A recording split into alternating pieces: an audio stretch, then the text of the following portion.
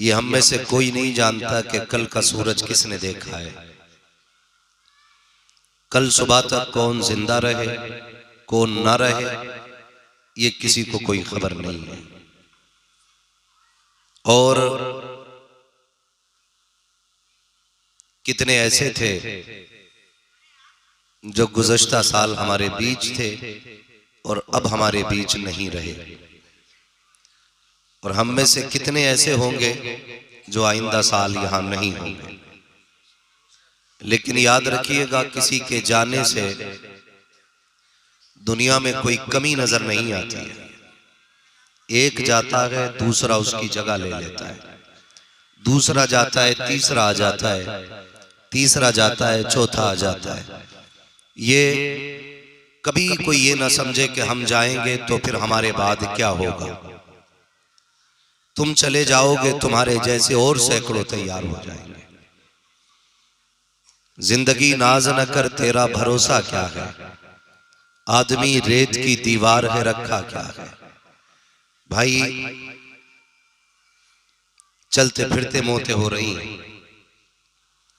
थोड़ी देर पहले हम फोन पे बात करते हैं, फिर खबर आती है फलां का इंतकाल हो गया, फिर हम कहते हैं यार अभी तो मेरी बात हुई थी। अचानक आज आपका ऐलान, कल मेरा ऐलान, परसों फिर किसी का ऐलान, यही ऐलान मस्जिदों से होते रहेंगे। जाकर के देखो जमीन खाली नहीं हो रही है और कब्रिस्तान भर नहीं रहे हैं।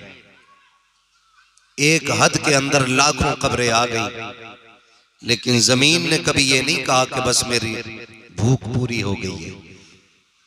ये तो हमारा रब बड़ा करीम है कि जो अच्छों को भी मिट्टी में छुपा देता है और नेकों को भी मिट्टी में छुपा देता है, वो किसी के राज खुलने नहीं देता है।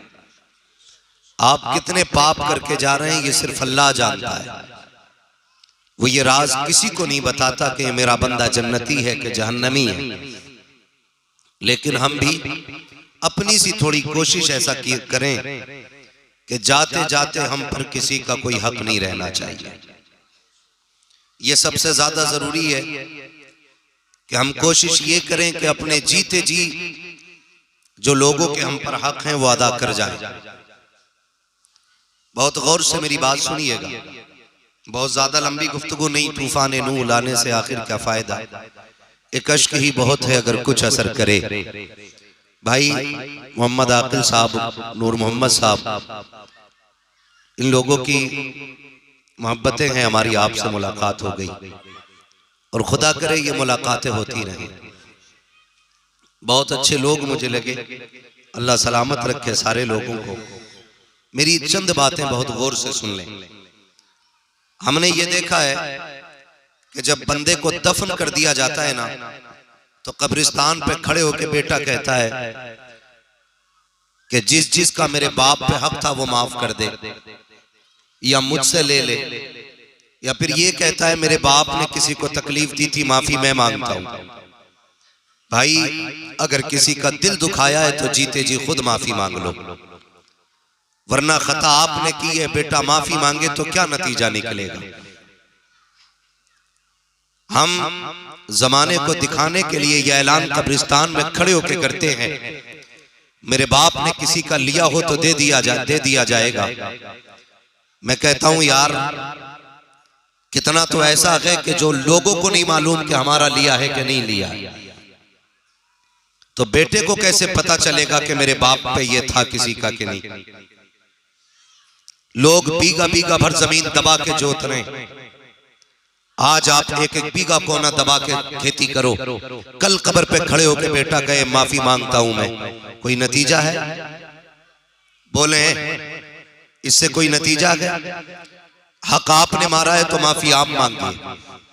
थप्पड़ अगर मैंने किसी के मारा है, कल मेरा बेटा माफी मांगे, नतीजा क्या होगा? जानते हो सबसे मुश्किल मरहला आखिरत में यह होना है, अगर किसी ने किसी बंदे का हक मार के दुनिया से कोई गया है तो खैरियत नहीं है। और अक्सर हम लोग ज्यादातर इसी गुनाह में गिरफ्तार हैं।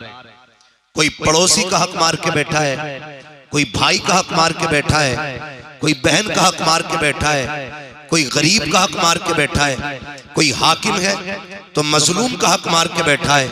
जब कयामत का दिन होगा अल्लाह मजलूम की आवाज इतनी तेज कर देगा कि जालिम अपनी कानों में उंगलियां डालेंगे और आवाज फिर भी उंगली पार करके कानों के पर्दों से टकराएगी। अहले महशर चीख के कहेंगे आज किसकी आवाज इतनी ऊंची है? तो फरिश्ते कहेंगे ये मजलूम है जिसकी दुनिया में कोई नहीं सुनता था, अल्लाह ने आज उसकी आवाज बुलंद कर दी है। आज हम ये सोचते हैं जिसे हम दबा लें, जिसे चाहे थपड़ा दें, जिसे चाहे साइड कर दें, हमारे सामने कौन आ सकता है? याद रखिएगा मौलाए कायनात मौला अली ने फरमाया था ताकतवर से डरना या मत डरना, लेकिन कमजोर से हमेशा डरते रहना। कमजोर से हमेशा डरते रहना। किसी ने कहा था या अली कमजोर क्या कर लेगा? ताकतवर के पास पावर है, बदला ले सकता है, कमजोर क्या करेगा?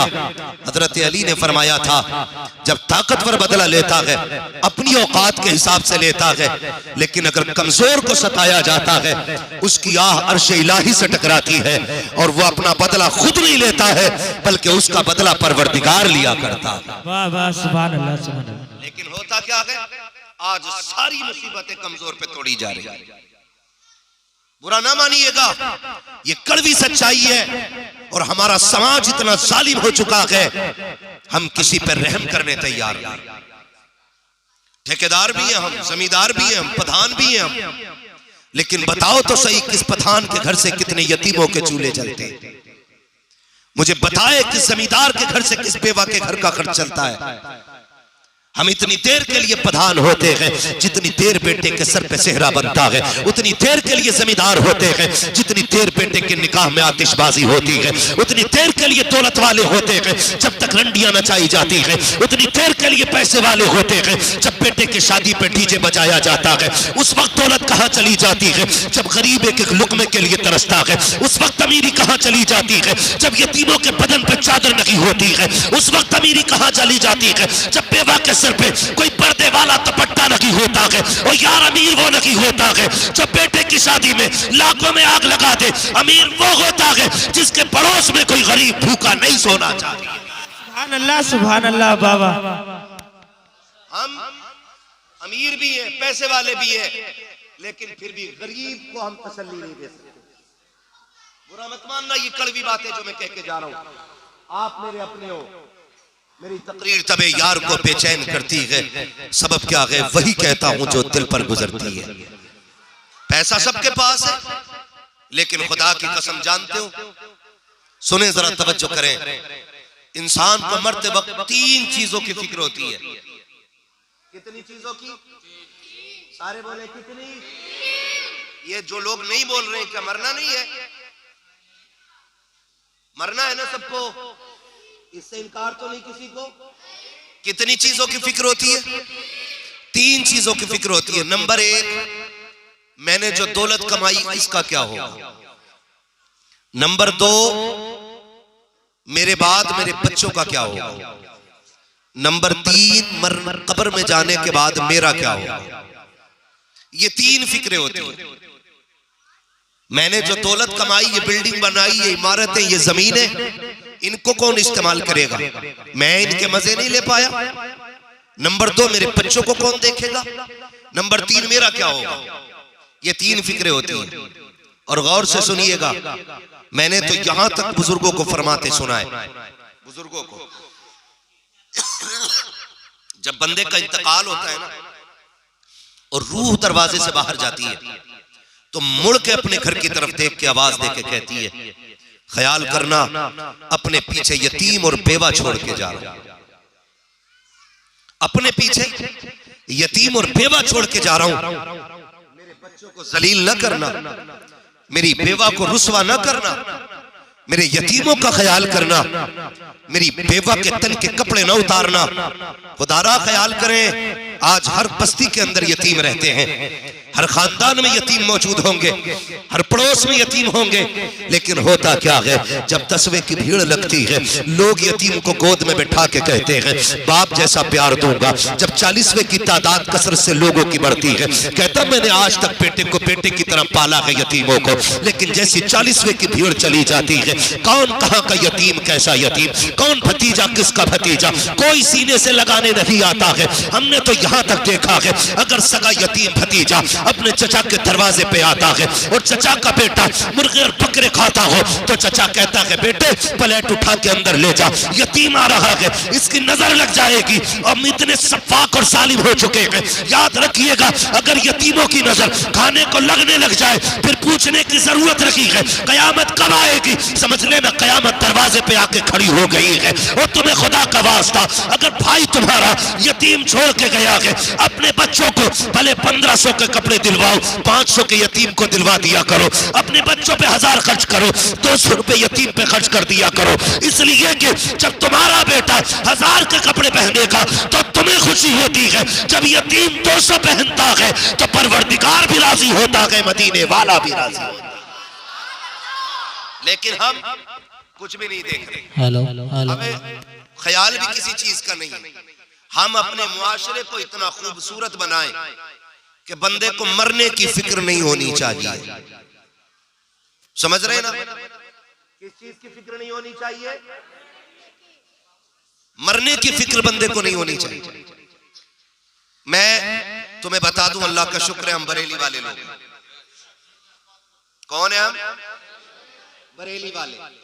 लेकिन हमारे अंदर कुछ गलत रस्में आ गई है, वो भी मैं कह जाऊं, अल्लाह करे इन रस्मों का, गलत रस्मों का जनाजा निकले। क्या सुने बहुत गौर से, ये जो मैयतों में डेगे की डेगे बन रही है ना, और वलीमों की तरह दावतें हो रही हैं, इसने बेड़ा गर्क करके रख दिया है गरीब का। पहले लोग कहते थे जीना मुश्किल है, लेकिन अब लोग कहते हैं मरना मुश्किल है। बंदा जब हॉस्पिटल में आखिरी सांसें लेता है ना, तो उसे अब ये फिक्र नहीं होती मैं मरने वाला हूं, उसे ये फिक्र खाए जाती है कि ये रोटी, ये चावल मेरे बच्चे कहां से खर्चा उठाएंगे। ऐसा नहीं होता हमारे मुआशरे में, हम भी इसी समाज में रहते, खबर आ जाती है हॉस्पिटल से फलां का इंतकाल हो गया है, तो जैसी खबर आती है ना इंतकाल हो गया है, अभी जनाजा घर नहीं आता है, हम लोग मैयत के दरवाजे पे इकट्ठे होके बैठ जाते हैं, भाई चावल हैं कि मंगाने पड़ेंगे, बिरयानी बननी है कि मेहमानों के लिए औरत गोश्त बनना है। तो चंद लोग मशवरा दे के कहते हैं भाई अंदर पूछवा लो, चावल हैं कि मंगाने पड़ेंगे। एक बंदा अंदर जाता है, कोई यतीम निकल के आता, क्या बात है, का बेटे अपनी अम्मी से पूछ के आओ चावल हैं कि मोल मंगाने पड़ेंगे। जरा शर्म कर यार, किससे पूछ रहे हो? जिसको अभी बेवा होने का दाग लगा है, शायद पूरी जिंदगी अपने शोहर की जुदाई का सदमा इसके दिल से जुदा ना हो। बच्चा अम्मी के पास आके कहता माँ ये कौन लोग हैं जो बाहर चावल खाने की तैयारी कर रहे हैं, हमारे अब्बा की लाश अभी घर नहीं आई है, ये खाने के लिए पहले आ गए। माँ कहती है बेटे मुआशरे से मजबूर है, रोटी तो देनी पड़ेगी ना, इनसे कह दो हम तो पहले से हमारे घर में कुछ नहीं है, कह दो दुकान से चावल खरीद लाएं। फिर अंदर खबर जाती है उधार आने हैं कि पैसा है, बेवा की चीख निकल जाती है, रो के कहती है 50,000 का कर्जा हो गया है, जेवर बेच के मैंने शोहर का इलाज कराया था, जाओ इनसे जाके कह दो जहां से शोहर के इलाज का कर्जा दिया जाएगा वहीं से तुम्हारे चावलों का भी कर्जा दे दिया जाएगा, तुम्हारे गोश्त का भी कर्जा दे दिया जाएगा, जाओ उधार लेके आ जाओ। गैरत आनी चाहिए। हम मैयतों में भी रोटी खाने जाया करते थे, ओ यार खुदा ने अक्ल सलीम दी थी, तुझे पता चला था किसी यतीम का जनाजा उठने वाला है, कोई गरीब दुनिया में बच्चे छोड़ के जा रहा है, तो भूखे पेट ना जनाजा अपने घर से चला गए, अल्लाह ने तौफीक दी है 500 या 1000 जेब में डाल ले, आजा मरने वाले के दरवाजे पे पूछा करके इसका बेटा कहाँ है, तो देख किसी कोने में उसका यतीम सिसकता होगा, करके किसी कोने के अंदर उसकी बेटी बेहोश पड़ी होगी, आके देखना उसी घर के अंदर बेवा के मुंह में पानी डाला जा रहा होगा, वो तुझे तावलों की पड़ी है। अल्लाह तौफीक दे, अपनी जेब से 1000 रुपए निकाल, गरीब की जेब में डाल दे, इधर गरीब मुस्कुराएगा, उधर मदीने वाला मुस्तफा मुस्कुरा। नारे तकबीर, नारे रिसालत, मसलके आला हजरत। सुभान अल्लाह, सुभान अल्लाह। मुश्किल कर दिया मरना, 6 पतीले बन रहे भाई, जो दूर से आए हैं नहीं पहुंच सकते, भूख का वक्त है, उन्हें खिलवा दो, मगर एहतमाम के साथ खाया जाता है। मर गया गरीब करते करते, यूं तो कफन भी महंगा, तख्ते भी महंगे, ऊपर से बिरयानियों के जलवों ने खाल उधेड़ दी गरीब की। कसम, अगर जीने नहीं दे सकते कम से कम चैन से मरने तो दिया जाए, मरने तो दो चैन से लोगों को। बंद करो ऐसे खाने जो फजूल के हों, खिलाना है सवाब के लिए, गरीबों को खिलाओ, यतीमों को खिलाओ, कुरान पढ़ने वालों को खिलाओ। ये नहीं है कि ठल हुए खा के चले जाएं और मरे हुए पे और दौलाते सवार हो। बेशक बेशक, सुभान अल्लाह। ये रस्में खत्म हो जानी चाहिए। अगर अल्लाह तौफीक दे, मान लीजिए, बुरी तो नहीं लग रही ये बात है, अगर लग भी रही होंगी तो फर्क नहीं पड़ता है, मैं आईना को दिखाऊंगा दाग चेहरे के, जिसे खराब लगे सामने से हट। और साफ सी बात है, इस चीज ने बेड़ा गर्क करके रख दिया गरीब का। सोच रहे लोग क्या होगा हमारे मरने के बाद।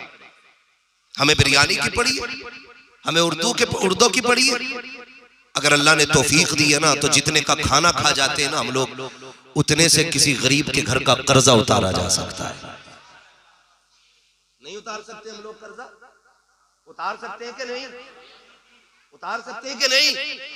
हाँ, हम लोगों का रिवाज देखो, शादी होती है तो वहां लिफाफा लेके जा रहा है,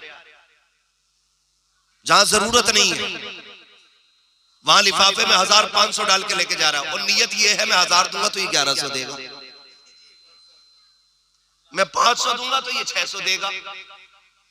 खुदा ना खास्ता जिसे तुमने लिफाफा दिया वो मर गया, और बच्चों को पता भी नहीं हमारे बाप पे कर्जा है,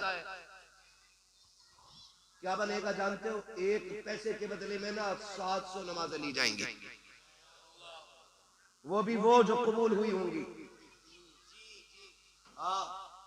जिसके अकाउंट में किसी का 500 रुपए का कर्जा है, भरेगा वो? अगर सोच रहे हो भाई यार जी के हिस्से में तो नमाजें ही नहीं है, बच जाएंगे, सुनिए, अगर देने के लिए नमाजें नहीं होंगी तो जिसका कर्जा होगा उसके गुनाह उठा करके, कर्जे वाले का उठा के, मकरूज का उठा करके, मकरूज के जो गुनाह होंगे, कर्जे वाले के जो गुनाह होंगे वो मकरूज के सर पे रखे जाए। अल्लाह अकबर। है कोई ठिकाना? क्या रिया देखी जागी, अभी दुनिया में मौज करने दो, देख लेगा। आखिरी तख्ता ने लगता है ना चीखें निकल जाती हैं, आखिरी तख्ते पे मौलाए कायनात मौला अली कब्रिस्तान से गुजरे, आवाज सलाम किया आपने, जवाब आया वालेकुम अस्सलाम। हजरत अली फरमाने लगे बताओ तो सही कब्रिस्तान का हाल क्या है? अंदर से आवाज आई, पहले अली ये बताओ हमने जो जमीन छोड़ी थी उसका क्या हुआ, हमने जो बच्चे छोड़े थे उनका क्या हुआ, हमने जो यार छोड़े थे उनका क्या हुआ? हजरत अली फरमाने लगे जो जमीन छोड़ के आया था बच्चों ने बांट ली, और जिन्हें अकेला छोड़ के आया था आज वो खुद जिम्मेदार बने बैठे। कहा यारों का क्या हुआ? कहा तू चला गया उन्हें और यार मिल गए, तेरी कमी महसूस नहीं होती है? आप फरमाने लगे चल तू बता कब्र को कैसा पाया? उसने कहा अली जैसी पहला झटका लगाना मौत की कड़वाहट ने दुनिया के सारे मजे खत्म कर दिए थे। अल्लाह अकबर। पहले झटके ने सारी खुशियां भुला दी दुनिया की, पहला झटका जो कब्र ने दिया था। ओ भाई अल्लाह तौफीक दे, उस पैसे से कर्जे उतार दिया करो यतीमों गरीबों के, कर्जे उतार दिया करो। हम 500 के लिफाफे लेके जाते हैं, शादियों में लिख दिया जाए फला ने इतने हजार दिए, फला ने इतने हजार दिए। देना की है तो कर्ज समझ के न दिया करो, इमदाद के तौर पे दिया करो। और इमदाद ही करने का शौक है तो शादी तो हो ही रखी है और हो जाएगी। अगर अल्लाह तौफीक दे, तुझे पता चले कि कोई रिश्तेदार हॉस्पिटल में है, जेब में 1000 डाल हॉस्पिटल जा, लिफाफा बना के अस्पताल लेके जा, वहां बिना नाम लिखे दे दे। खुदा की कसम, इस पैसे से अगर किसी गरीब की जिंदगी का इलाज हो गया, मरने की देर है, कब्र में मुस्तफा के तेरे गुनाहों की बख्शिश की जमानत लेके आएंगे और कहेंगे मौला इसे बख्श दे, इसने गरीब का ख्याल किया था, इसका ख्याल करने मैं आ गया। वाह वाह, सुभान अल्लाह, बहुत खूब। लेकिन हम तो लिफाफा भी वहां देते हैं जहां नाम हो। बेशक प्रधान ने दिया 6000 का लिफाफा, आग लगे लिफाफे को। हाँ, इसके अंदर भी तो रात छुपा 5 दे रहा हूं, 11 लूंगा। और कुछ इतने ढीठ होते लौटाते ही ना, तो जिनने दिया वो कह रहा है यार हमारे पूरे के पूरे ही दिलवा दो ना।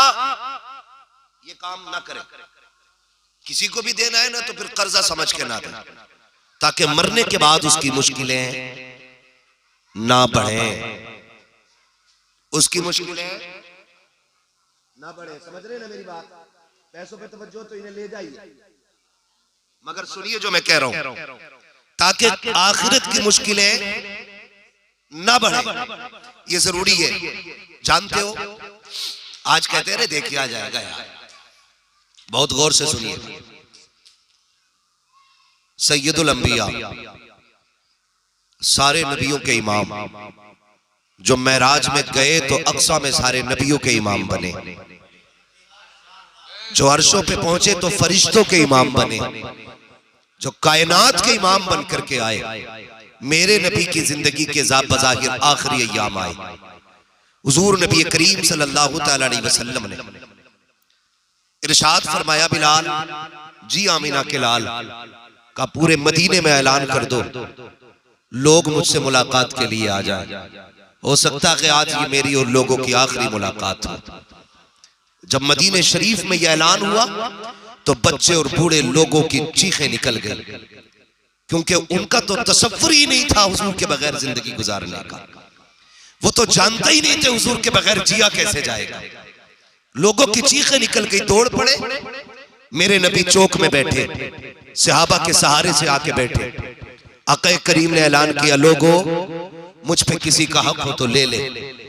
मैं इस हाल में अपने रब से मिलना चाहता हूं कि मुझ पे किसी का कोई हक नहीं होना चाहिए। समझ गए इतनी बात? मैं इस हाल में अपने रब से मिलना चाहता हूं कि मुझ पे किसी का कोई हक ना हो।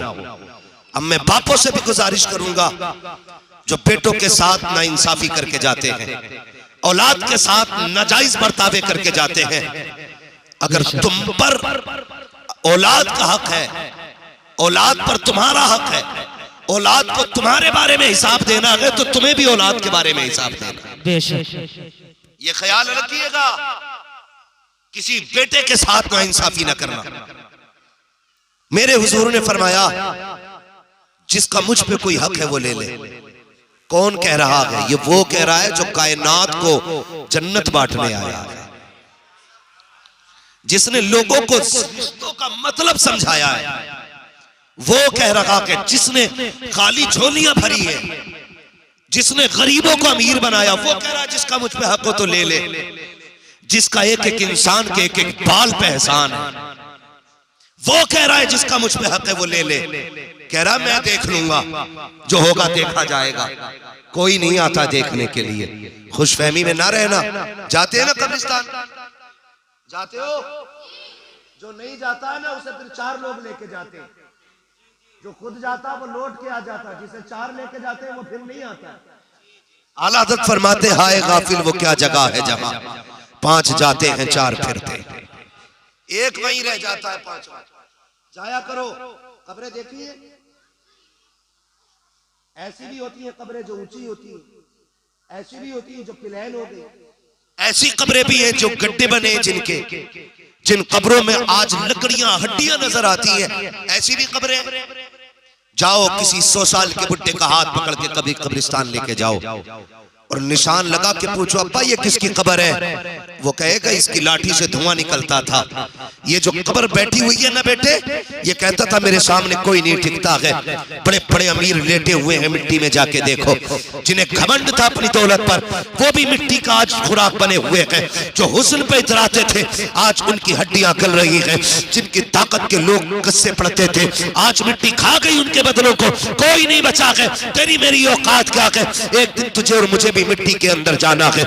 मेरे नबी ने फरमाया था किसी का मुझ पे हक हो तो ले लिया जाए। सहाबा की चीखें निकल जाती हैं, या रसूल अल्लाह हमारी औकात, हम तो गए गुजरे थे, हम तो जहन्नम के किनारे पे खड़े थे। आका आपने हाथ पकड़ा जन्नत के दरवाजे पे लाके छोड़ा है। आप हक की बात करते हैं या रसूल अल्लाह, जिंदगी आपने दी है, उसूले जिंदगी आपने दिए हैं, आपका हक कैसे हो सकता है। मेरे नबी जान भी दे दे तब भी आपकी गुलामी का हक अदा नहीं हो सकता है। मेरे नबी की बारगाह में सहाबा इस तरह गुजार हो रहे हैं। इतने में एक शख्स ने खड़े होकर कहा था या रसूल अल्लाह मेरा हक बाकी है। जैसे इतना कहा है अबू बकर सिद्दीक की चीख निकल जाती है, खबरदार चुप हो जा, क्या कह रहा है तू, जुमले पे गौर तो कर, किससे कह रहा है हक बाकी है। अल्लाहु अकबर। जैसे हजरत अबू बकर ने इतना कहा है हजरत उमर की चीख निकली। आगे बढ़ के कहते हैं यार देख तो सही, मेरे नबी की इतनी तबीयत खराब है, बुखार इतनी शिद्दत का है कि हाथ माथे पे नहीं रखा जाता है, और तू नबी से बदले लेने की बात करता है। कहा चल बता तेरा बदला क्या है।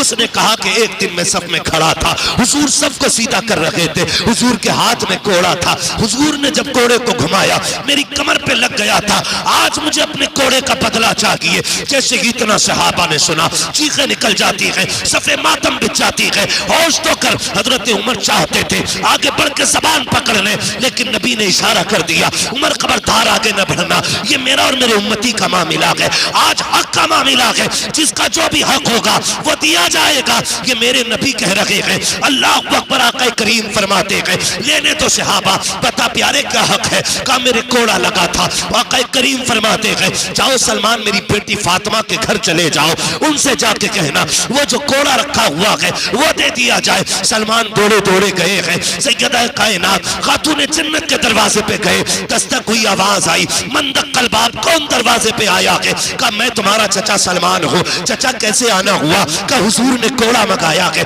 क्या जरूरत पड़ गई मेरे बाबा को, मेरे बाबा की तो तबीयत खराब है, बेटी बेटी हुआ करती है। जैसे इतना कहा है क्या जरूरत पड़ गई मेरे बाबा को। हजरत सलमान की हिचकी बन जाती है, रो के कहते हैं खातून जन्नत आज मेरे नबी ने ऐलान किया है जिसको जो बदला लेना है ले ले। का सबने तो गर्दनें झुका दी, उकाशा खड़े हो गए हैं, उन्होंने कोड़े का बदला मांग लिया है। अल्लाह अकबर। इतना सुनना था, खातून जन्नत ने थोड़ी अंदर कोड़ा उतारा, बेटे चटाई पे सोए हुए थे, दोनों शहजादों को बैठाया। कहते शहजादों बताओ तो सही, आज तक मैंने कुछ नहीं मांगा है, जी अम्मी कुछ नहीं मांगा, आज मांगना चाहती हो। का क्या चाहती हो। का कोई है जो मेरे बाप से कोड़े का बदला लेना चाहता है। मेरे बच्चों सुनो, मेरे बाप की तबीयत खराब है, बीमार है, तुम जाओ और उससे जाके राजी करो, किसी भी सूरत में वो राजी हो उसे मना के रहना। मेरे बाप के एक कोड़ा नहीं लगना चाहिए, अगर एक के बदले में 100 कोड़े भी खाने पड़े शहजादों अपनी कमर पे खा लेना। बाप के लिए बेटे चले गए,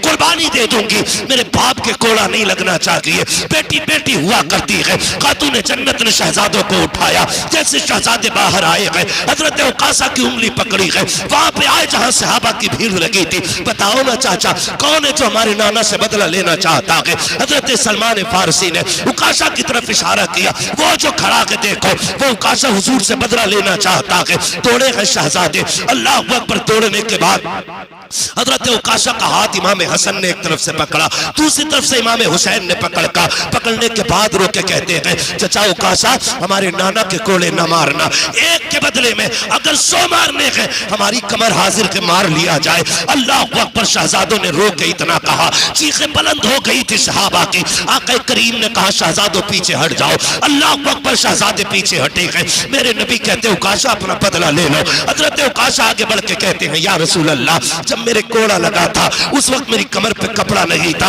आका अपनी कमीज उतार दीजिए। अल्लाह अकबर। वो पैगंबर जो कायनात के दर्द को बांटने के लिए आया था, हालत बुखार है, शिद्दत की बीमारी है, बैठा नहीं जा रहा है, है, एक रंग चेहरे पे आता है, दूसरा चला जाता है। ये आलम था हुजूर की तबीयत और बुखार का। जैसी कमीज उतारने की बारी आई है, सहाबा की चीखें निकल गई। अबू बकर ने अपनी दाढ़ी पकड़ी, आगे बढ़ के कहते ले तुझे सफेद दाढ़ी का वास्ता, मेरे महबूब के कोड़ा ना मार, जितना चाहे मुझे मार ले, नबी को तकलीफ ना दे। मेरे नबी ने फरमाया सिद्दीक पीछे हट जाओ। अल्लाह अकबर। आका करीम ने जैसी कमीज उतारी है, सहाबा कहते हमने आंखें बंद कर ली थी, अब क्या होने वाला है, डर लग रहा था कहीं आसमान गिर ना जाए, जमीन फट ना जाए। कहते हम तो मारे दहशत के कांप गए थे। पैगंबर ने कमीज उतारी है और कमर घुमाई है अपने सहाबी की जानिब। हजरत उकाशा से कहते हैं लो अपना बदला ले लो। हजरत उकाशा ने कोड़े को फेंक दिया, दोनों शानों के बीच में मोरे नबुव्वत थी, दौड़ करके बोसा ले लिया। कहते या रसूल अल्लाह मेरी औकात क्या है, आपसे बदला ले सकूं? मैंने आपको फरमाते सुना है जो आपके बदन से लग जाएगा उस पर जहन्नम की आग हराम कर दी जाएगी। आका आज मैं बदन से लग गया हूँ। मेरे नबी ने फरमाया जिसे जन्नती देखना हो वो उकाशा का चेहरा दे। नारे तकबीर, नारे रिसालत, मसलके आला हजरत हजरत अल्लामा मौलाना मुफ्ती हम्माद रजा साहिब किबला। नारे तकबीर, नारे रिसालत। बहुत खूब। हक अदा करके जाना, जिसका जो हक है ना वो अपनी जिंदगी में पूरा कर जाना। किसी का हक लेके नहीं जाना, नहीं जाना। एक बात और कह दूं, सुनेंगे थोड़ी देर? जी जी, जितने लोग सुनना चाहते हैं जरा कह दे या रसूल अल्लाह। या रसूल अल्लाह। माशाअल्लाह, अल्लाह सलामत रखे, अल्लाह आपकी मोहब्बतों को सलामत रखे। मेरी बात और सुन ले। होता क्या है, इधर शौहर का इंतकाल हुआ, औरत को लाया जाता है शौहर के पास। अब वो कपड़े खींच के कहती है माफ कर जाओ,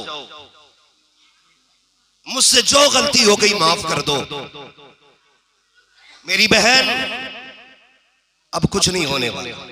बेशक ये तो तुझे अपने जीते जी करना था। बेशक मरने के बाद शौहर से माफी मांगने का मतलब क्या रहता है? अगर तुझे माफी ही मांगनी थी तो इसकी जिंदगी में एक रात इसको बैठा के माफी मांगी होती। बेशक कभी रात में इसके आगे बैठ के कहा होता मेरे सरताज कोई खता हो गई हो तो माफ कर दिया जाए। आज कफन से लिपट के माफी मांग रही है, आज उसके कपड़े नोच के माफी मांग रही है। तू बता क्या तेरा वकार नबी की बेटी से बड़ा है? तेरा रुतबा खातून जन्नत से बड़ा है? तेरी इज्जत खातून जन्नत की इज्जत से ज्यादा है? उठा तारीख खातून जन्नत की, मरने के बाद कफन नोचने वाली बहनों, जीते जी अपने शोहर से माफी मांगना, उसकी जिंदगी में उसे राजी कर लेना, वरना याद रखना फरमाया गया जो औरत इस हाल में दुनिया से जाएगी कि उसका शौहर उससे राजी होगा, अल्लाह उसके लिए जन्नत के साथ वो दरवाजे खोल दे। वाह सुभान अल्लाह, सुभान अल्लाह।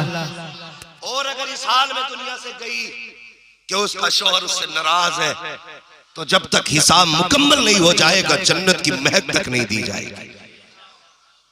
तो रस्में बन गई अजीब, मर गया तो कफन नोच रही है, माफ कर दो, अब क्या होने वाला? जब घर से निकलता था तो कहती थी तेरी शिकल देखना नहीं चाहती, जब जाता था तो कहती थी मर के आना, जब घर से जाता था तो कहती थी तेरी सूरत से नफरत है। आज चला गया है तो दुआएं कर रही है, आज भीख मांग रही है, करम की कुछ नहीं होने वाला। वो कर जो खातूने जन्नत ने किया था, खुदा की कसम खातूने जन्नत, बुखार की शिद्दत, बीमारी का याम खातूने जन्नत के है। एक दिन हजरत अली घर में तशरीफ लाए, जैसी अचानक घर में आए देखा खातूने जन्नत झाड़ू लगा रही है। अल्लाह अकबर देख के मुस्कुरा के कहते हैं लगता है फातिमा की तबीयत ठीक हो गई है। कनीज खड़ी थी, उसने कहा सरकार मैंने कई कोशिश की है लेकिन खातूने जन्नत आज काम करने नहीं दे रही है, सफाई भी खुद की है, कपड़े भी सारे धुले हैं आज खातूने जन्नत ने। कहती अली जो अमामा है सिर्फ ये रह गया है, अपना अमामा और दे दीजिए ताकि मैं उसको भी धुल दूं। अभी अली नहीं समझे है, खातूने जन्नत ने खातूने जन्नत ने हजरत अली का अमामा भी धुला, उसके बाद शहजादों को गुस्ल दिया। नहलाने के बाद जब बेटों के सर में बाल काटने शुरू किए हैं, तेल डाला, सुरमा लगाया, खातून जन्नत रोना शुरू कर देती है। अल्लाह अकबर। हजरत अली कहते हैं फातिमा क्यों रो रही हो? आज से पहले भी शहजादे दूल्हा बनाए हैं, आज भी दूल्हा बना रही हो, आज से पहले कभी नहीं रोई हो, आज क्यों रो रही हो? खातून जन्नत ने कहा था अली रह रह के ख्याल उड़ा रहा है। कहा कौन सा ख्याल? का मुझे ख्याल आ रहा है आज फातिमा ने बेटों को दूल्हा बनाया है, आज के बाद कौन मेरे बच्चों को दूल्हा बनाएगा, कौन मेरे बेटों का मुंह धुलेगा, कौन मेरे बेटों के सर में तेल डालेगा? ये कह के खातून जन्नत रोई है। हजरत अली ने कहा कहना क्या चाहती हो? कहा अली आज मेरा दुनिया से जाने का वक्त आ गया है, ए अली आज मेरा आखिरी वक्त है। इतना सुना हजरत अली की आंख में आंसू आ गए। फातिमा ये बात ना करे, बच्चे छोटे छोटे हैं, इतनी जल्दी छोड़ के जाने की बात ना करे। अल्लाह अकबर। इतनी बात कही है। आप फरमाती हैं शहजादो जाओ, तुम तो नाना के मजार पे जाओ, जाके मेरा सलाम कह दो। शहजादे तो मजार पे गए हैं। इधर खातून जन्नत ने हजरत अली का हाथ थामा, कहती है अली आज फातिमा कुछ मांगना चाहती है, मांगो फातिमा क्या मांगना चाहती हो? सुनना मेरी कौम की बेटियों, कान खोल करके अपने शोहर के लिए बद्दुआ न करना, उसके लिए कभी दामन फैला के उसकी मौत की खैरात मत मांगना। अल्लाह तौफीक दे शोहर के लिए जब भी जबान खुले उसकी जिंदगी की भीख मांगना, इसलिए कि शोहर शोहर होता है। अगर लंगड़ा है तब भी शोहर है, अपाहिज है तब भी शोहर है, अंधा है तब भी शोहर है। तुझे नहीं पता है शोहर तेरे लिए पूरी दुनिया की बादशाहत होता है, शोहर दुनिया की खुशी होता है तेरे लिए। जिस दिन ये चला गया कोई तुझे इज्जत की निगाह से देखने वाला नहीं होगा, जिस दिन ये चला गया कोई तुझे दो लुक़्मे इज्जत के देने वाला नहीं होगा, जिस दिन शोहर ने सफेद कफन पहन लिया तुझे इज्जत से खाना देने कोई नहीं आएगा। और तुझे खुदा का वास्ता जब ये घर से निकला करे बद्दुआ ना दिया कर, बल्कि मुसल्ला बिछाया कर, हाथ उठा के कहा कर मालिक सुहाग के जोड़े में छोड़ के गया है, सुहाग के जोड़े में मिलाना। और जब भी ये जाया करे इसकी जिंदगी की भीख मांगा कर, इसलिए कि जब तक शोहर रहता है तब तक औरत की दुनिया के अंदर जन्नत रहा। सुभान अल्लाह, सुभान अल्लाह। बहुत खूब हजरत, बहुत खूब। तवज्जो करें बहुत गौर से। हमारी बहनें बद्दुआ बहुत करती हैं, बात बात पे झगड़ा, किचन में से ही आवाज आती है अल्लाह करे तेरी शिकल ना देखूं, तो वो भी कह जा मैं भी तुझे नहीं देखना चाहता। 2 मिनट बाद खबर आती है चौराहे पे गाड़ी टकरा गई, एक्सीडेंट हो गया। फिर कितनी हमदर्द बन जाती है, फिर बेहोश भी होगी, लोग मुंह में पानी डालें, फिर पता चलता है कौन सी दौलत चली गई है। मेरी बहन तेरा शोहर तेरी सबसे बड़ी दौलत है। और ये भी मत सोचना शोहर ना होगा तो बेटे हैं, बेटे तो बेटे होते हैं, शोहर शोहर होता है। बेशक ये बात याद रखना, शोहर जो तुझे समझ सकता है तेरे बेटे तुझे नहीं समझ सकते। इसलिए कभी बेटों के धोखे में आकर शोहर से बगावत न करना, कभी मत बगावत करना। खातून जन्नत ने हाथ पकड़ा हजरत अली का, काली जरा कुछ बात करनी है तन्हाई में। अली आ गया, फातिमा बात क्या है? काली रात मैंने तहज्जुद की नमाज पढ़ी ना, फजर के इंतजार में मुसल्ले पे बैठी थी, मेरी आंख लग गई, ख्वाब में मेरे बाबा तशरीफ लाए थे और हुजूर ने फरमाया था फातिमा मेरी बेटी 6 महीने से मेरे गम में रो रही है, आज तूने सहरी अली के दस्तरखान पे खाई है, इफ्तार तुझे मेरे दस्तरखान पे करना है, इफ्तार मेरे दस्तरखान पे करना है। इसलिए फातिमा तैयारी कर ले बेटी, मैं लेने आया हूं। अल्लाह अकबर। इतनी बात कही और रोने लगी। काली आज मुझे जाना है। हाथ पकड़ा, दामन पकड़ा अपना। काली एक दामन मेरा अपने हाथ में ले। दामन का एक कोना हज़रत अली ने अपने हाथ में पकड़ा, दूसरा कोना खातून जन्नत ने अपने हाथ में पकड़ा और एक हाथ अली का अपने हाथ में लेके कहने लगे अली इतनी जिंदगी आपके साथ गुजारी, कोई गलती हो गई हो तो माफ कर दे। मैंने अली आज तक कुछ नहीं मांगा, मुझसे कोई गलती हो गई हो तो माफ कर दिया जाए। हजरत अली की चीख निकल जाती है, कहते खातून जन्नत तुम तो सैयदुल अंबिया की बेटी हो, तुम्हें तो शहजादियों वाला आराम मिलना चाहिए था, तुम्हारी खिदमत में कनीज़ें होनी चाहिए थी, लेकिन फातिमा जब से मेरे घर आई हो सिवाय दुख के तुम्हें कुछ नहीं मिला है, फाकों के सिवा तो मैंने कुछ नहीं देखा है। ए फातिमा माफी तो मुझे मांगनी चाहिए, तुमसे कैसी गलती हो सकती है, तुमसे कौन सी कोताही हो सकती है, किस कोताही की बात करते हो? अब जरा गौर करना खातून जन्नत के जुमलों पर। आप कहती हैं अली मैं बीवी हूँ, तुम मेरे शौहर हो, ऐसा हुआ होगा आपने मुझे खाने का हुक्म दिया हो, देने में ताखीर हो गई हो, कपड़े धोने को बोला हो, मुझसे देर हो गई हो, अली तुमने किसी काम को कहा हो, पूरा करने में ताखीर हो गई हो, ए अली मुझे माफ कर दिया जाए। अली की चीख निकली है। कहते हैं खातून जन्नत मैंने तुझे माफ किया, तू भी वादा कर कि नाना के मुस्तफा के सामने मेरी शिकायत न करना, मेरी बारे में कुछ न कहना, वरना अली तो मर जाएगा, अली पे मौत मारा जाएगा अगर तुमने शिकायत कर दी। खातून जन्नत कहती है अली कैसी बात करते हो, बस इतना बता दो मुझसे राजी हो के नहीं, इतना बताओ राजी हो के नहीं। ये खातून जन्नत है जो जाते जाते माफी मांग रही है। क्या इन्हें नहीं पता था कि मरने के बाद देखा जाएगा? अल्लाह अकबर। खातून जन्नत ने माफी मांगी। अगली बात हजरत अली से कही, कहने लगी ए अली मेरे बाद तुम दूसरा निकाह करोगे, अपनी बीवी के साथ जिंदगी गुजारोगे। ये देखो बेटे छोड़ के जा रही हो, बेटी छोड़ के जा रही हो, 29 दिन उन बीवी के साथ रहना, लेकिन एक दिन मेरे बच्चों के साथ गुजार लिया करना, मेरे बच्चों के साथ एक दिन गुजार लेना, इसलिए कि मेरे बच्चे मेरे बगैर कभी तन्हाई महसूस न कर पाए। अल्लाह अकबर। अब खातून जन्नत का अगला जुमला सुने। फरमाती है ए अली अगर मैं कब्रिस्तान चली जाऊं, वक्त मिल जाया करे, एक दिन मेरी कब्र पे भी आ जाया करना, मुझे तुम्हारे आने का इंतजार रहा करेगा। अल्लाह अकबर। ये खातून जन्नत है, मामले साफ करके जा रही है। फिर उसके बाद अली कहते हैं खातून जन्नत अंदर चली गई और कमरा बंद किया। कहते पता नहीं चला क्या हुआ, अलबत्ता इतना है कि जब वो अंदर गई वो ये दुआ करती है, ए मेरे परवरदिगार मैंने जिब्रील से भी हया की है, मिकाईल से भी मुझे शर्म आती है, अब इजराइल को न भेजना, मेरी रूह खुद निकाल ले जैसे तेरी मर्जी चाहे, लेकिन मेरे मालिक मेरे पास मलाकुल मौत को न भेजना, मुझे हया आएगी। कहते अंदर से आवाज आ रही थी,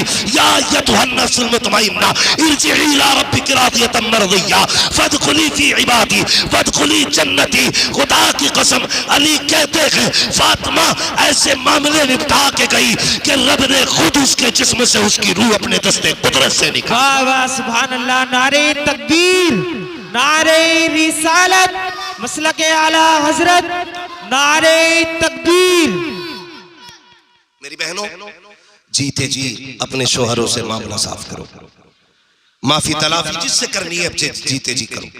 मेरे भाइयों आप भी अपने जीते जी अपने मामलात फाइनल करें, मरने के बाद का इंतजार ना करना। बेटे दे देंगे, बड़ी जमीन पड़ी है बेच के दे देंगे, किसी का बेटा नहीं देता है। हमने बड़े बड़े दौलत वालों के बेटों को बाप की दौलत पे डांस करते देखा है। हाँ अपने मामलात खुद निपटा के जाना, खुद निपटा के जाओ अपने मामले। किसी का दिल दुखाया है तो माफी मांग लो, किसी का हक मारा है तो दे दो यार, कोई चीज नहीं है ये। हाँ 1,00,000 2 लाख से क्या बिगड़ता है, रज़ाक अल्लाह है। मगर हम ये सोचते हैं कि जितनी पैदावार होती है ना पड़ोसी की मैंड में ही होती है। जब भी जा रहा खेत को रेत गया वहीं जाके, रज़ाक अल्लाह है। नेक नियत करके अपनी छोड़ दे, अल्लाह खेत के किसी कोने में तेरे हिस्से के रिस्क में बरकतें अता फरमाएगा। करेंगे इंशाअल्लाह, सारे बोले इंशाअल्लाह। ये जो गलत रस्में हैं इनसे बाहर निकले, जो खाना जिसका हक है वही खाया करे। अल्लाह ने आपको देने वाला बनाया है तो लुटेरे ना बने। और एक बात और कह जाऊं, अपनी बेटियों के निकाह अपनी जिंदगी में कर जाना। आखिरी बात, ऐसे माइक पे अगर 2 दिन बोलने तो 6 महीने आराम करेंगे, और यहाँ तो रोज बोलना रहता है। मगर ये आप लोगों की मोहब्बत प्यार से सुन रहे हैं तो मैं हिम्मत करके बात कर रहा हूं। अपने हाथ से अपनी बेटियों के हाथ भी लेकर जाना। ये मत देखा करो कि ऊंचा रिश्ता मिलेगा, पैसे वाला मिलेगा तब रिश्ता करेंगे। बच्चों की उम्र हो जाए जल्दी निकाह कर दो, इसलिए कि तुम्हारे बाद तुम्हारे बच्चों के साथ क्या होना ये तुम नहीं जानते। अपने बच्चों के हाथ अपनी जिंदगी में पी लेकर जाओ। मत देखो ऊंट पे बैठने वाला दामाद, जमीन पे चलने वाले के हाथ में बेटी दे दो। हाँ मगर ये देखा करो इसके घर में हराम की दौलत तो नहीं है। हराम के सोने के लुक़मे खिलाने से बेहतर चटनी से हलाल के लुक़मे खिलाने वाला दामाद अच्छा होता है। वरना हराम लुक़मों की लानत 7 पुश्तों तक जाती है। पैसे वाला है, हराम कमा रहा तो आग लगे, गरीब है, चटनी से खिला रहा है, हलाल की खिला रहा है, सर आंखों पे रख लिया करो। इसलिए कि हराम के सोने के लुक़मे अल्लाह को प्यारे नहीं, हलाल के चटनी के लुक़मे अल्लाह को प्यारे होते हैं। अपने जीते जी बेटियों के हाथ पीले कर दो, वरना खानदान की इज्जत से जमाना खिलवाड़ करेगा। तमाशाई बनते हैं यार। अगर 4 खैर खाओं ने निकाह करा भी दिया तो क्या किया? हाँ भाई, हम देखते हैं, कहते हैं इज्तिमाई निकाह हो रहे हैं, इज्तिमाई निकाह, आज 100 निकाह हुए, कल 150 कराए गए, लेकिन साथ में जलील किया जाता उनका फोटो डाल के अखबार में। देखना अखबार, जहां 70 दूल्हे बैठे हो लाइन से, एक का मुंह जनाजे से ज्यादा खिला हुआ नहीं लगता। बने दूल्हा होते हैं, मुंह जनाजों की तरह लटके होते। क्यों? क्यों? उसकी वजह ये होती है, दूल्हा सबसे ज्यादा खुश होना चाहिए, लेकिन फोटो लेते वक्त उसे जलील किया जाता है। उसे एहसास होता, काश अगर मैं भी किसी लायक होता ना, आज यहां बैठ के जलील ना होता, मैं भी इज्जत से किसी के घर का दामाद बनता। अगर दे रहे ना 60,000 के जहेज में निकाह करा रहे यार, वो 60 वाला भी अपने घर रख ले। ऐसे भी हुजूर के उम्मती मौजूद हैं, खाली हाथ निकाह करके ले जाएंगे, यहां खाली हाथ रहेंगे, कयामत में जन्नत का परवाना मुस्तफा अता फरमा देंगे। हैं? तो निकाह भी किए जा रहे हैं गरीबों के, तो जलील करके। और बेटियों से गुजारिश करूंगा, खुदारा माँ बाप की इज्जत का खास ख्याल किया करें। किसी का गाड़ी, बंगला, दौलत, कोई भी पैसे वाला तुम्हें इतना प्यार नहीं दे सकता जितना तुम्हारा बाप तुम्हें प्यार दे सकता है। ये सीधी सी बात है। जो बेटियां किसी चोनू मोनू जानू सोनू के चक्कर में आके बाप का मुंह काला करके चली जाती है ना, पूरी जिंदगी परेशान रहेगी। इसलिए मेरी बहनों, आपसे भी गुजारिश है, अपने बाप की रजा के साथ आप निकाह करें, इज्जत के साथ परिवार में रहें, खानदान आबाद करें, अल्लाह तुम्हारी नस्लों को आबाद करे। हालांकि मुझसे तो कहा गया था इस मौजू पर मुकम्मल गुफ्तगू होनी है, लेकिन मैं नहीं, बस इशारा अपनी बहनों से, मेरी बहनें भी बैठी हैं, आई हैं, इनसे कहूंगा खुदारा माँ बाप की इज्जत का ख्याल करें। नौजवानों से गुजारिश करूंगा, तुम भी अपना वक्त अच्छे कामों में गुजारो, गरीबों की मदद करो, जरूरतमंदों के काम आओ। अच्छा रिश्तेदार वो नहीं होता है जो मुर्गा खाने के वक्त आगे आए, अच्छा रिश्तेदार वो होता है जो मुसीबत के वक्त रिश्तेदार के काम आता है। ठीक है, करेंगे इंशाल्लाह। जरूरत पे फोन तो बंद नहीं करेंगे। हाँ, ये होता है, रिश्तेदार बीमार है तो फोन बंद कर लिया, पैसे ना मांग ले, और धोखे से लग गया और लल्ला ने उठा लिया तो पता क्या कह, मैं क्या बात थी, ना पैसे चाहिए थे। अरे पगली, कल ही कह देती इस बात को। मरीज आप आज बना, वो कल पैसे क्यों मांगती भाई? उल्लू बनाने का ये एक आसान तरीका कि मुझसे अभी ले गया वो, और लेके कोई नहीं जाता। अगर तुम्हारा पैसा अपनों के काम नहीं आया तो आग लगे ऐसे पैसे को। ये बेशक जरूरतमंदों के काम आया करो, अल्लाह तुम्हारे काम अपनी कुदरत से पूरे कर देगा। जो काम दवाओं से नहीं चलते वो दुआओं से चल जाया करते हैं। अल्लाह ताला हमारे मुआशरे को अच्छे काम करने की तौफीक अता फरमाए, और सारे मुआशरे को अल्लाह अच्छे रिश्तेदार अता फरमाए। अच्छे रिश्तेदार मिलना भी बड़ा मुश्किल काम, बड़ा मुश्किल काम, बड़ा मुश्किल काम है। अच्छे रिश्तेदार नहीं मिलते। अच्छा बैल मिल जाएगा, अच्छा बकरा मिल जाएगा, कोहिनूर हीरा मिल जाएगा, अच्छे रिश्तेदार मिलना मुश्किल है। अच्छा रिश्तेदार कौन होता है? खंजर चले किसी पे तड़पते हैं हम अमीर, सारे जहां का दर्द हमारे जिगर में है। बेशक, सुभान अल्लाह। जो आपके दर्द को अपना दर्द समझे वो अच्छा रिश्तेदार। समझ गए? फोन बंद करेंगे नहीं, बोलो, बहाना करके पैसे बचाएंगे नहीं, काम आ जाया करो, काम आ जाया करो। कहीं ऐसे फंसोगे कोई रास्ता नहीं होगा, अल्लाह वहां से तुम्हारे काम निकाल देगा। बेशक सुभान अल्लाह। मौला करीम मैंने जो बातें कही इसके बोलने में अमदन साहब जो लफ्ज़िश खता हुई वो अल्लाह माफ फरमाए, और मौला करीम इस महफिल पाक के सदक़े में रिजवान भाई की बेहिसाब मग़फ़िरत फरमाए। अल्लाह उनके बच्चों के इमदाद के गैब से असबाब मुहैया फरमाए। मौला करीम उन यतीमों की जान माल इज्जत आबरू की हिफाजत फरमाए। मौला करीम इस घर को शादो आबाद रखे, बस जो हुए अगलात उनको माफ फरमाए। रब्बे कायनात जिंदगी ने दिया साथ, फिर होगी मुलाकात, चमन रहा फूल खिलेंगे, जिंदगी रही फिर मिलेंगे। मुसाफिर हैं हम भी, मुसाफिर हो तुम भी, किसी मोड़ पर फिर मुलाकात होगी। फकीरान आए सदा कर चले, सदा खुश रहो ये दुआ कर चले। सारे लोग कलमा शरीफ पढ़ लीजिए, ला इलाहा। साड़ू सस्ते में काम मत चलाओ, साड़ू हो तो तुम्हें तो सुभान अल्लाह जोर से बोलना चाहिए था ना। नहीं तुम भी दामाद हो इस घर के। हाँ ज्यादा ठंड मान रहे हैं, जरा सारे पढ़े जोर से, ला इलाहा इल्लल्लाह मुहम्मदुर रसूलुल्लाह व मा अलैना इल्लल बलाग। अस्सलामु अलैकुम व रहमतुल्लाहि व बरकातहू।